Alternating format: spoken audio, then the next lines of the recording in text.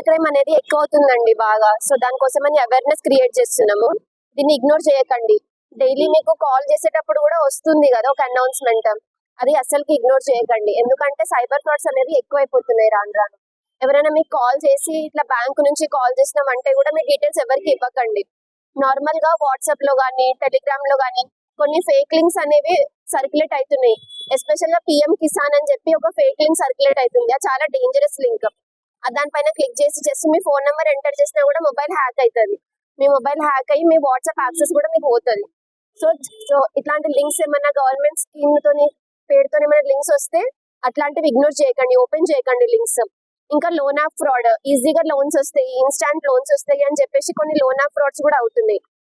Normal గా మీరు loan app install చేసుకునేటప్పుడు కొన్ని పర్మిషన్స్ ఇస్తారు. మీ ఫొటోస్ కి, మీ కాంటాక్ట్స్ కి పర్మిషన్స్ ఇస్తారు. అలో అని క్లిక్ చేస్తూ వెళ్తాం కదా, మీ ఫొటోస్ కి మీ కాంటాక్ట్స్ కి పర్మిషన్స్ ఇస్తారు. మనం రేపు లోన్ కట్టలేని పరిస్థితి వచ్చినప్పుడు ఆ ఫొటోస్ ని మాఫ్ చేసి మీ కాంటాక్ట్స్ లో ఉన్న వాళ్ళందరికీ పంపిస్తారు, బ్లాక్మెయిల్ చేస్తారు మీ దగ్గర నుంచి డబ్బులు రాబట్టడానికి. సో ఇట్లా ఈజీగా లోన్స్ వచ్చే యాప్స్ నుంచి కూడా దూరంగా ఉండండి. ఇంకోటి ఏంటంటే డిజిటల్ అరెస్ట్ అని ఒకటి వస్తుంది.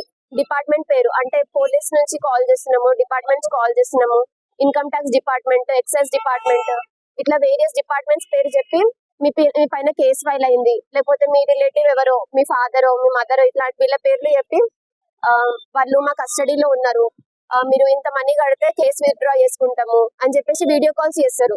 వీడియో కాల్స్ లో కూడా మొత్తం పోలీస్ సెటప్ ఉంటది. చూడడానికి నిజంగా ఆఫీసర్స్ లాగా ఉంటారు.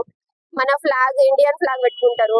మొత్తం సెటప్ అంతా జెన్యున్ గా అనిపిస్తుంది. కానీ అట్లాంటిది ఏమైనా వచ్చినప్పుడు వెంటనే దగ్గరలో ఉన్న పోలీస్ స్టేషన్ కి వెళ్ళి కన్ఫర్మ్ చేసుకోండి. అంతేగాని వీడియో కాల్ ఎప్పుడే కానీ ఆన్సర్ చేయకండి. అండ్ కేవైసీ డీటెయిల్స్ కూడా బ్యాంక్ వాళ్ళు ఎప్పుడు ఫోన్ ద్వారా చెయ్యరు. కేవైసీ డీటెయిల్స్ అప్డేట్ చేస్తామని బ్యాంక్ కి వెళ్ళి కన్ఫర్మ్ చేసుకోండి. ఇంకా ఏమైనా సైబర్ ఫ్రాడ్ అయితే 1930, అందరికీ నెంబర్ గుర్తుంది కదా, 1930కి వెంటనే కాల్ చేయండి. మీరు ఎంత తొందరగా చేస్తే మనీ పుట్ ఆన్ హోల్డ్ అవుతుంది, మీకు రీఫండ్ అయ్యే ఛాన్స్ కూడా ఉంటుంది. సో జాగ్రత్తగా ఉండండి. మీ డీటెయిల్స్, ఆధార్ కార్డు కూడా చాలా సెన్సిటివ్ అయిపోయింది. ఆధార్ కార్డు కూడా ఎవరికి ఇవ్వకండి చేతికి. Thank you.